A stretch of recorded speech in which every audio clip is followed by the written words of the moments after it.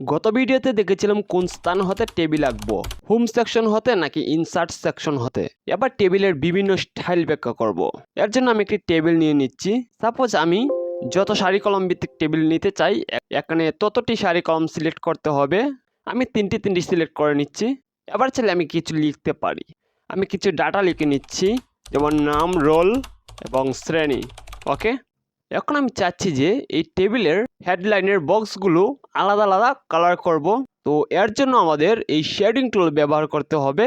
যেমন আমি এই বক্সটি আলাদা রং করব, তাহলে আমি জাস্ট এই বক্সটি সিলেক্ট করব এবং জাস্ট এই শেডিং টুলে কালার করে দিলে চলবে। আর বাকিগুলোতেও সেমভাবে শেডিং করতে পারি। দেখতে পাচ্ছি আমাদের টেবিলটি আগের তুলনায় অনেক সুন্দর হয়ে গিয়েছে এবং কালারফুল হয়ে গিয়েছে।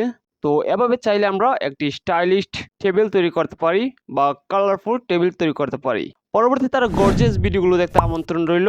সবাই সাবস্ক্রাইব বাটন হিট করে পাশে থাকবে। ধন্যবাদ।